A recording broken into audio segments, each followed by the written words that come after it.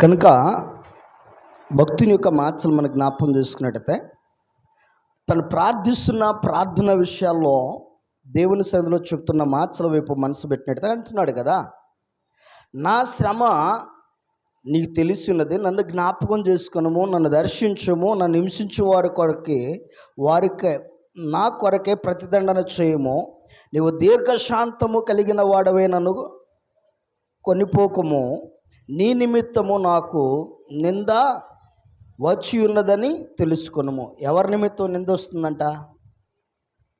ఈరోజు ఎంతమంది చేసేవాళ్ళు లేరు ప్రార్థన? ప్రభా, నీ పని చేయమట్టే కదా వాళ్ళు నన్ను తిడుతుంది, నీ కొరకే కదా వాళ్ళు నన్ను ఇట్ట అంటుంది, నీ నిమిత్తమే కదా నేను నిందలు అనిపిస్తుంది, మాట పడుతుంది, సమస్య పడుతుంది. చాలామంది వారి ఆలోచనలు ఎలా ఉంటాయి అంటే, ఇదే నేను ప్రార్థనకి వెళ్ళమట్టే కదా ప్రభా నా భర్త నన్ను ఇట్ట అంటుంది, నేను నీ సన్నిధిలో ఉండమట్టే కదా నా ఒక కులస్తులు నన్ను ఇలా దూషిస్తుంది, నీ నిమిత్తమే కదా నిందపడుతుంది అని ప్రతి వారి ఆలోచనలో. కానీ ప్రభువు ఏమంటున్నాడు అంటే, మీరు 18వ వచనం వరకు మీ వ్యక్తిగతంగా ఇంటి దగ్గర చదువుకోండి, కానీ ప్రభు చెప్తున్న మాటను ఒకసారి మీరు జ్ఞాపకం చేసుకున్నట్లయితే, నీ కలిగిన శ్రమ, నీ కలిగిన నింద, నీ కలిగిన అవమానము, నీ కలిగిన బాధ సమస్తం దేవుడికి తెలుసు, ఆయన తెలియకుండా ఏది లేదు. ఈ లోకమందు మనుష్యుడు అనుభవిస్తున్న ప్రతి బాధ దేవునికి తెలుసు. నువ్వు పడుతున్న ప్రతి వేదన, నీ మనస్సు వేదన కూడా దేవుడికి తెలుసు. ఎందుకంటే నీలో ఆలోచనలు పుట్టుకమునిపే ఎరిగిన వాడిని అన్నాడు, నీలో ఆలోచనలు పుట్టుకమునిపే ఎరిగిన వాడును అన్నాడు. కనుక నీకు ఆలోచనలు పుట్టుకమునిపే ఎరిగిన దేవుడు నీ స్థితి ఎరగడా? నీ పరిస్థితి తెలియదా? తెలుసు. నువ్వు ఎలా ఉంటున్నావో కూడా దేవుడికి తెలుసు. ఇంతగా ప్రభు సన్నిధిలో ప్రార్థన చేస్తే, ఇంతగా దేవుని సన్నిధిలో కన్నీరు కార్చి దేవుణ్ణి బ్రతిమలాడుకుంటుంటే, దేవుడు సునాయాసనకు ఒక మాట చెబుతున్నాడు. రెండవది ఇంకా ఏమని ప్రార్థించాడు? ఒక చిన్న మాట 16వ వచనం చదవండి. నీ మాటలు నాకు దొరకగానే నేను వాటిని భుజించితిని, సైన్యములకు అధిపతి యెహోవా దేవా, నీ పేరు నాకు పెట్టబడెను కనుక నీ మాటలు నాకు సంతోషమును, నా హృదయమునకు ఆనందమును కలగజేస్తున్నవి. చాలమ్మా, ఏమంటున్నాడు? అయ్యా, నీ మాటలు నాకు దొరకగానే నేను భుజించేస్తున్నా, తినేస్తున్నా. చాలామంది చెప్పే మాటలు ఇవే. అసలు నీ వాక్యం వింటే ఎంత వినసొంపుకుండిద్దో, అసలు వాక్య ప్రకారమే బ్రతకాలనిపిస్తుంది, నేను బ్రతికేస్తున్నానయ్యా నీ వాక్య ప్రకారం. ఇంతగా చెప్తుంటే, ఇంతగా మాట్లాడుతుంటే, ఇంతగా దేవుని సన్నిధిలో తను చెప్పుకుంటున్నాడు. ఏమన్నాడు తెలుసా? ఇంకా అయ్యా, నేను సంతోషించే వారి దగ్గర నేను కూర్చోట్లేదయ్యా, ఉల్లాసించే వారి దగ్గరికి నేను వెళ్ళట్లేదయ్యా, వారితో నేను ఉండట్లేదు. ఎందుకంటే నా కడుపులో ఒక మంట పెట్టావో దాన్ని బట్టి నేను ఒంటరిగా మనోవేదంతో ఉండిపోతున్నా. ఇలా తన బాధనంతా చెప్పుకుంటూ వస్తే శివరాఖరికి దేవుడు ఏమంటున్నాడు తెలుసా? ఒకసారి 19వ వచనం చదవండి. కాబట్టి యెహోవా ఇలాగు సెలవిచ్చును, నీవు నా తట్టు తిరిగిన యెడల నీవు నా సన్నిధిని నిలిచినట్లు నేను నిన్ను తిరిగి రప్పింతును. ఏం చేస్తున్నాడంట? ఇన్ని మాటలు చెప్పి ఇంత ప్రార్థన చేశాడే, ఎవరితోటి తిరగలా? చెప్పండమ్మా, ఎవరితోటి తిరగలా? ఆయనకి తెలీదా? ఏమండి, దేవుడికి తెలీదా? నువ్వు చేసే ప్రార్థన, నువ్వు మాట్లాడే మాట, నువ్వు పలికే పలుకు, నీ అంతరంగం దేవుడికి తెలీదా? ఒకసారి ఆలోచించే. ఎంత చెప్పుకుంటూ వస్తున్నాడు, ఇంకా నన్ను దూషించే వారిని శిక్షించయ్యా, వాడు కఠినంగా హింసించయ్యా అంటున్నాడు. నేను ఎంత యథార్థంగా ఉన్నానో, ఎంత పర్ఫెక్ట్గా ఉన్నానో, అసలు నీ మాట దొరకంగా నేను వాటిని భుజించేస్తున్నా, అసలు నీ మాటే నా జీవితంలో సంతోషాన్ని ఇస్తుంది. నీ మాట్లాడకపోతే నేను బ్రతకలేను అని ఇన్ని మాటలు చెప్పాడు కదా. ఇన్ని మాటలు చెప్పినప్పుడు దేవుడు ఏమనాలి? నెంబర్ 1 యు రైట్ అనాలి కదా. కానీ ఏమంటున్నాడు అక్కడ? చెప్పండి, ఏమంటున్నాడు?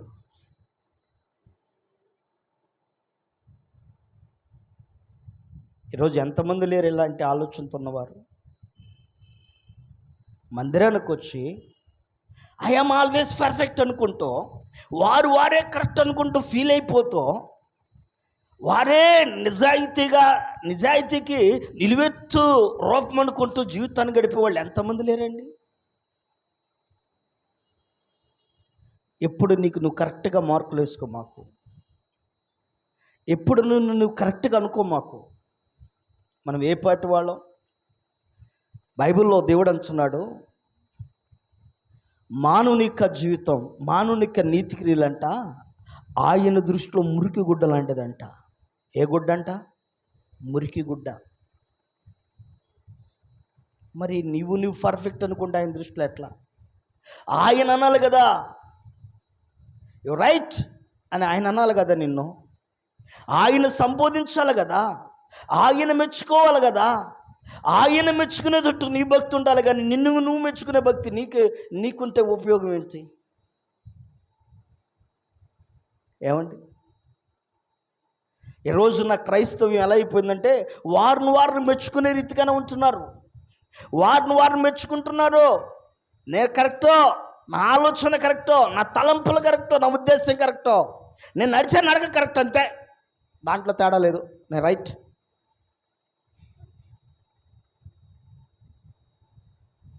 నా ప్రియ సహోదరి సోదరుడా, ఈ పునరుద్ధాన దినాన దేవుడు నాతో మాట్లాడుతున్న మాట, యెహోవా నా శ్రమ నీకే తెలిసి ఉన్నదని చెప్తున్నవే, నా కష్టం నీకు తెలుసయ్యా, నా బాధ నీకు తెలుసయ్యా, నన్ను దర్శించయ్యా, నన్ను జ్ఞాపకం చేసుకోయ్యా అని మొరపెడుతున్నవే. ఆయన తట్టు తిరిగావా ఎప్పుడన్నా? ఆయన వైపు తిరిగి చూసావా ఎప్పుడన్నా?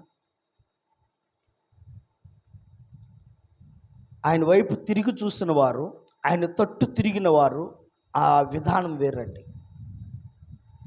ఈ రోజున క్రైస్తవం ఎలా ఉందంటే వాసనతో రుచి పసిగడుతున్నారు, వాతో రుచి చూపుతున్నారు, కానీ తిని రుచి చెప్పట్లా. దేంతో రుచి చూపుతున్నారు? వాసన. చేపల కూర ఉండేటప్పుడు చాలామందికి వాసనతో చూస్తారు. ఆయా కూరలు ఉండేటప్పుడు చాలామందికి టేస్ట్ తెలిసిపోయింది. ఎట్లా తెలుసా? స్మెల్ చూడంగానే చెప్పేస్తారు, దీంట్లో ఉప్పు తగ్గిందా, కారం తగ్గిందా, పులుపు తగ్గిందా, ఏం తగ్గిందో అని. అర్థమైందా? ఈరోజు క్రైస్తవం ఎలా అయిపోయింది? రుచి చూడట్లా, తినట్లా. అందుకని యెహోవా ఉత్తముడని రుచి చూచి తెలుసుకున్నది. రుచి చూస్తే కదా తెలిసేది. రుచి చూడటం అంటే ఏంటి తెలుసా? ఆయన తట్టు తిరగటం. రుచి చూసినోడి మీద ద్వేషం ఉండదు. రుచి చూసినోడికి కక్షలు ఉండవు. రుచి చూసినోడికి పంతాలు ఉండవు. రుచి చూసినోడికి అసూయ ఉండదు. రుచి చూసినోడు ఇతరుల మీద నిందలు మోపే ఆలోచన ఉండదు. రుచి చూసినోడు ఈ లోక సంబంధమైన వాటి మీద వ్యామోహంతో పరిగెత్తడం. రుచి చూసినాడు దేవుని కోసం అవసరమైతే సమస్తమును త్యాగపూర్తికంగా ఎంచుకుంటాడు. ఇది రుచి చూడటం అంటే. ప్రాణాలు సైతం కూడా బలిగా అర్పిస్తారు. రుచి చూసినాడు సాక్రిఫైస్ చేస్తారు. మరి ఏం చూసారు మీరు? వాసన చూసారా, రుచి చూసారా? వాసన చూసి సూపర్ అనుకుంటున్నారు అంతే. అందుకని ద్వేషాలు అలాగే ఉంటున్నాయి, కక్షలు అలాగే ఉంటున్నాయి, విభేదాలు అలాగే ఉంటున్నాయి. అందుకనే ప్రభువు అంటున్నాడు, నువ్వు ఎంత ప్రార్థన చేస్తున్నా ఇరిమేద అంటాడు, ఇరిమేయా నువ్వు నా తట్టు తిరిగి చూడయ్యా, నా తట్టు తిరుగు. ఇది పక్కన పడే. నీ శ్రమ నాకు తెలుసు, నీ కష్టం నాకు తెలుసు, నీ అవమానం నాకు తెలుసు, నీ నింద నాకు తెలుసు, నువ్వు ఎట్టా బ్రతుకుతున్నావో కూడా నాకు తెలుసు అయ్యా, నా తట్టు తిరుగు. ఎంత మట్టుకు మన యొక్క ఆత్మీయ జీవితాలను ముందు కొనసాగింపజేసుకుంటున్నాం. ప్రభు తట్టు తిరగకుండా, దేవుని వైపు తిరగకుండా, తిరగటం అంటే అర్థం ఏంటంటే తెలుసా? తిరిగితే ఆయన ఎలా ఉంటాడో ఆయన ప్రతిరూపం నీకు కనపడుద్ది, ఆయన ప్రత్యక్షత నీకు కనపడుద్ది, ఆయన వెలుగు నీకు కనపడుద్ది. ఈరోజు జనాలు ఎలా అయిపోయారు తెలుసా? కఠిన హృదయులుగా మారిపోయారంట. నాకు చాలా బాధ అనిపించింది. వాక్యంను నేను ధ్యానిస్తున్నప్పుడు, వాక్యంను చదివినప్పుడు చాలా బాధ అనిపించింది నాకు. ఎందుకంటే మనుషులు చాలా కఠిన హృదయులుగా మారిపోయారంట. కఠినత్వం కలిగిన వారుగా మారిపోతున్నారు. ఈ రోజున చాలామంది జీవితాలు ఎందుకు ఇలా తయారవుతున్నారు అన్నది తెలియట్లా. ఒకసారి చదవండి యెహెజ్కేలు గ్రంథం, యెహెజ్కేలు గ్రంథం 5వ అధ్యాయము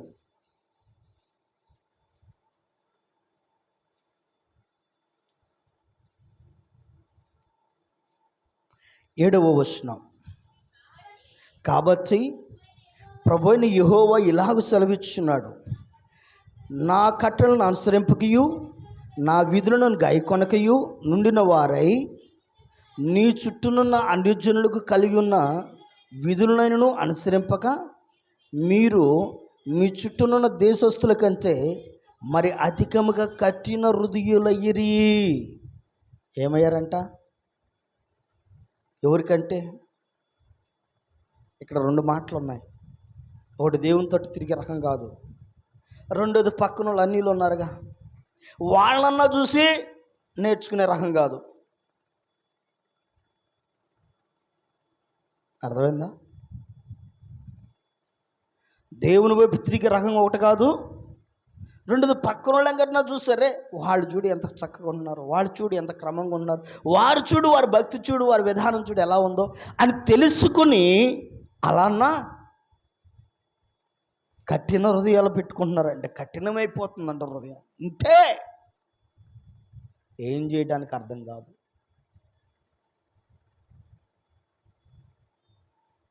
రోజున ఒక సేవకునిక భారముతో బాధ్యతతో మీతో పంచుకుంటున్నా. దేవుని మాటల వైపు మనసు పెట్టు. ఎప్పుడైతే బైబిల్లో దేవుని వాక్యం వైపు మనసు పెడతావో, ఇర్మియా గ్రంథంలో 15వ అధ్యాయం 19 అంటున్నాడు, నీవు నా తట్టు తిరిగినట్లా నీవు నా సన్నిధిని నిలుచున్నట్లు నేను నిన్ను తిరిగి రప్పింతును. ఎక్కడ నిలబడాలంట? మనం ఎక్కడ నిలబడాలి వారిగా ఉండాలమ్మా? ఎక్కడ నిలిచిండో వారికి ఉండాలి అమ్మా? ఎక్కడ నిలిచిండో వారికి ఉండాలి? దేవుని సన్నిధిలో ఉంటున్నామా?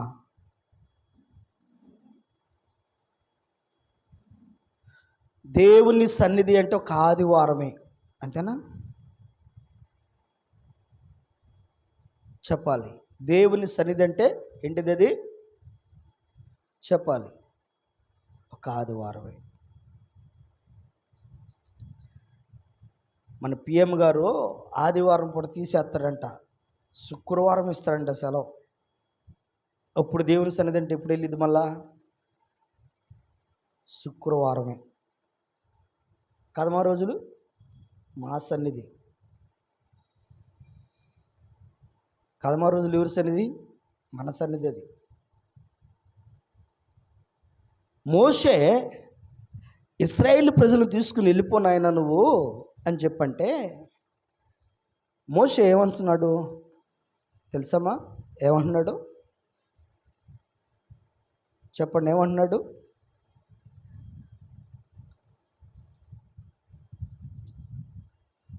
ఒకసారి చదవండి. నిర్గమాకాండము 33వ అధ్యాయము 14-15 వచనములు. అందుకు ఆయన, నా సన్నిధి నీకు తోడుగా వచ్చును, నేను నీకు విశ్రాంతి కలగజేస్తున్నానుగా. మోషే, నీ సన్నిధి రాని ఎడల ఎక్కడ నుండి బొబ్బులు తోడుకొని పోకము. మోషే వీళ్ళందరం తీసుకుని పోయా అని చెప్పేసి దేవుడు అంటుండే, నేను వెళ్ళనంటే వెళ్ళను, నీ సన్నిధి నాకు కావాలి. దేవుని సన్నిధి ఎందుకు అవసరం?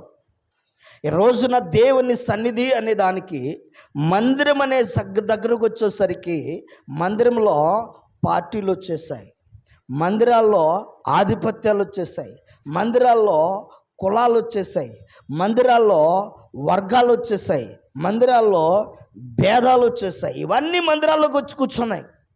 దేవుని సన్నిధికి ఉండవలసిన దేవుని సన్నిధిలో ఉండాది పక్కకి వెళ్ళిపోయింది. అసలు దేవుని సన్నిధిలో దేవుడు ఏముంచాడు? 7 ఉంచాడు. ప్రభు చిత్తం మీద మీకు చూస్తాను ఒకసారి. ఎన్ని ఉంచాడు తెలుసా? 7 దేవుని సన్నిధిలో ఉండాల్సింది. 7 మచ్చుకు కూడా చెప్తాం మీకు ఈ రోజున. ఈరోజు ఉండవలసినవి దేవుని సన్నిధిలో లేవు, లేని అన్నీ వచ్చేసాయి.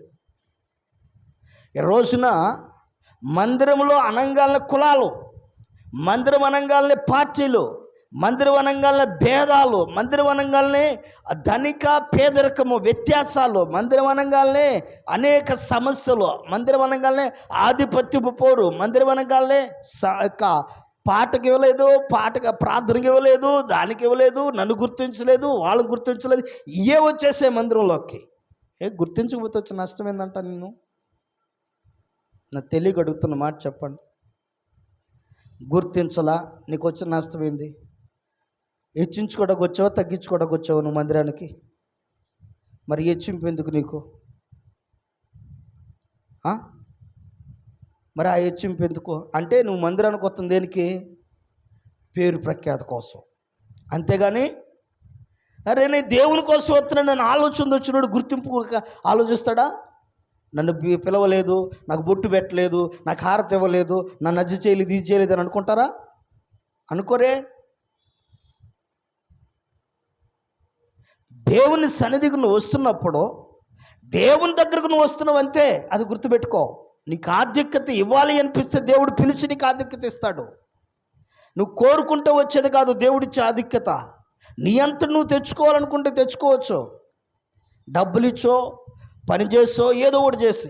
కానీ దేవుడు ఒకవేళ ఆధిక్యత ఇవ్వాలంటే నువ్వు కలిగి ఉన్న విధేయతను బట్టి తను తగ్గించుకున్నవాడు హెచ్చించబడును. దేవుడు హెచ్చిస్తాడు, ఒక స్థితినిస్తాడు ఉన్నతంగా. ఇక్కడ దేవుని సన్నిధిని చాలామంది కోల్పోతున్నారు. ఈరోజు దైవ సన్నిధి అనగానే ఒక పండగకో పబ్బానికో మందిరం గుర్తొచ్చింది. గమనించండి. నిజంగా నాకు చాలా బాధ ఇస్తున్న ఒక విషయం ఏంటంటే, ఈ రోజున క్రైస్తవ్యము అనగానే ఎటు వెళ్ళిపోతుంది తెలుసా? లోకడు కూడా మీతో చెప్పా, క్రైస్తవులు అనగానే ఏం గుర్తు రావాలా మీకు? ఏం గుర్తు రావాలా? నేను క్రీస్తుని కలిగి ఉన్నాను, నేను క్రైస్తవుని అనుకుంటే నీలో ఏముండాలా? కులం నాకు లేదనుకోవాలా? ఏం లేదు, క్రైస్తవునికి కులం లేదు. ఈ రోజున కుల పేరులతో కులముతో బతికే వాళ్ళు ఎంతమంది లేరు?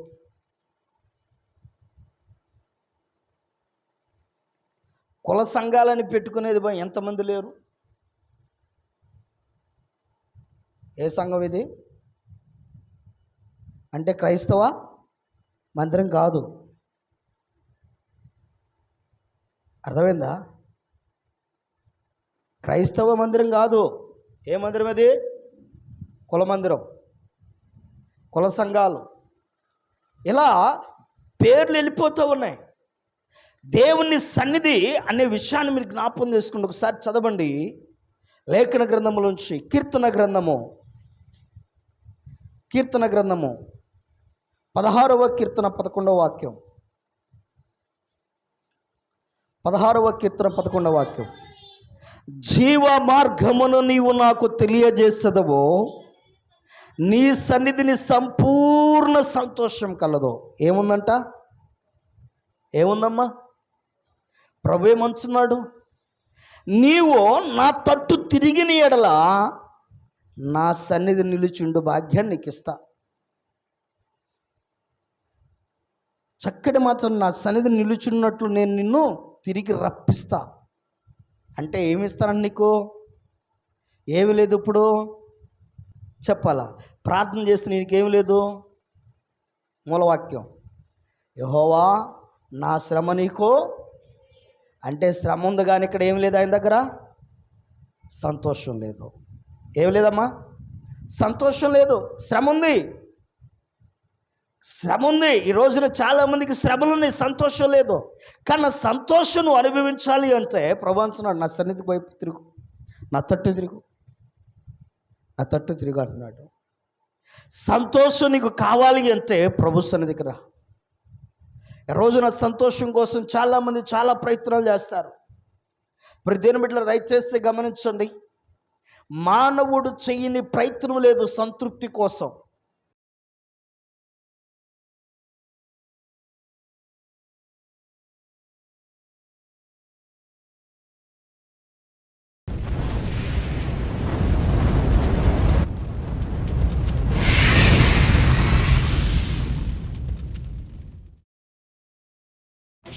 Happy New Year, I wish you Happy New Year, wish you Happy New Year, I wish you Happy New Year.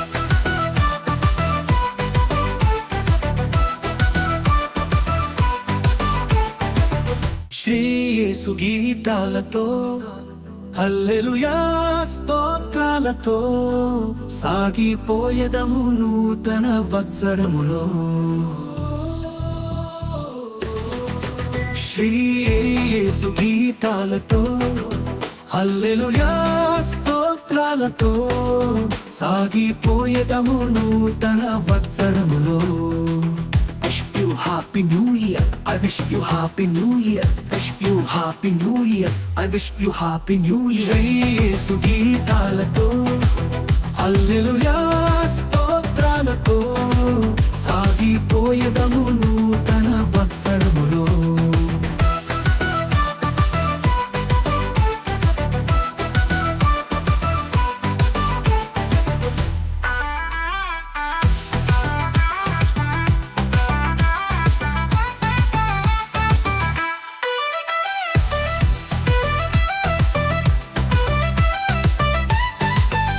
పాపమును విడిచి లోకాశలను జయించి విజయ గీతాలతో ప్రభు యేసుని ఆరాధింప. పాపమును విడిచి లోకాశలను జయించి విజయ గీతాలతో ప్రభు యేసుని ఆరాధింప. ద్వేషమును వదిలి క్రోధము మరిచి సాగిపోయేదము నూతన వత్సరములో. Wish you Happy New Year, I wish you Happy New Year, wish you Happy New Year, I wish you Happy New Year. Shri యేసు గీతాలతో హల్లెలూయా స్తోత్రాలతో సాగిపోయేదము నూతన వత్సరములో.